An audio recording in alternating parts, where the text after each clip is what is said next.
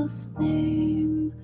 On Christ's solid rock I stand, all other ground is sinking sand, all other ground is sinking sand. In every rough and stormy gale, I go within the veil.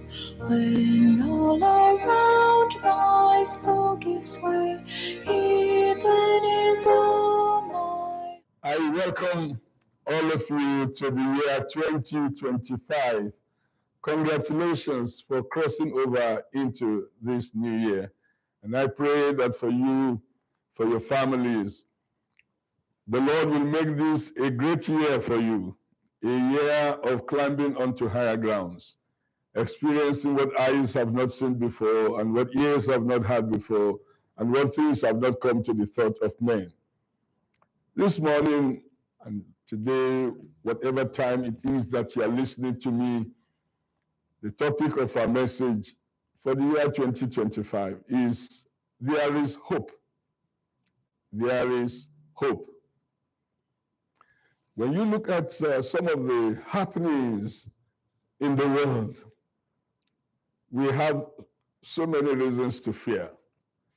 We have news coming from distant places that scare us. There are wars all over the world, and whether it has to do with Israel and Hamas, or Israel and other countries around that are fighting, that does not spell peace for us, particularly from the Middle East. When you think of what is going on between Russia and Ukraine, then you know that there's so much fear in the world, and other skirmishes that are happening in various places. Coming back home to our own country, we find a lot of economic challenges, and we have difficulties about living. There's so much poverty.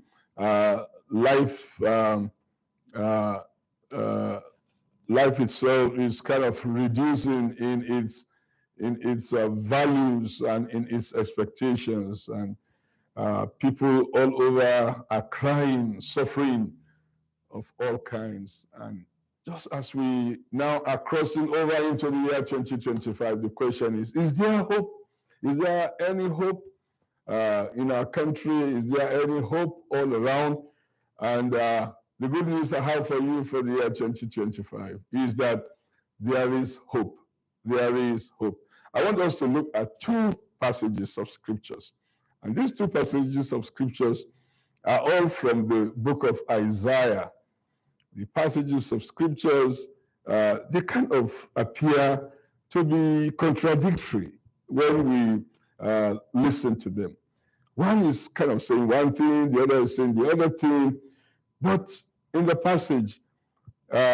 passages, as we look at them today, we'll find out that they are saying the same thing, pushing us to this whole idea that there is hope. There is hope.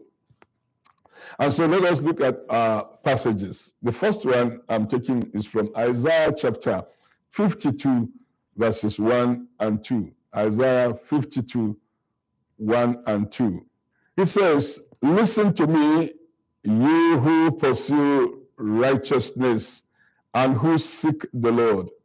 Look to the rock from which you were cut, and to the quarry from which you were hewn. Look to Abraham, your father, and to Sarah, who gave you birth. When I called him, he was only one man, and I blessed him and made him many." That's the first passage that we'll be looking at today as we share on this same topic, there is hope. And then the second passage is from the same Isaiah chapter 43, verses 18 to 19. And it says, "Forget the former things, do not dwell on the past. See, I am doing a new thing. Now it springs up. Do you not perceive it? I am making a way in the wilderness and streams in the wasteland. So as we look at these passages, one of the passages is saying, listen to me, look to the rock from where you were hewn. That means look back. Look to Abraham is like a call to remember Abraham and remember Sarah and remember their experiences of me. And then again in the other passage, the same God was saying to the same children of Israel and saying, forget the former things. One is like look to the former things, and the other one is like forget the former things. So we are caught in between looking to the former things and remembering them, and again the instruction to forget the former things. And I'm going to explain to us why these two concepts were given to the children of Israel. Now, they are not a contradiction. They are just pointing us to the fact that there is hope. There is hope. Now, let us see the first portion that talks that says, "Look to Abraham your father." That means remember the rock from which you were hewn. The passage was calling on the Israelites when they were in exile.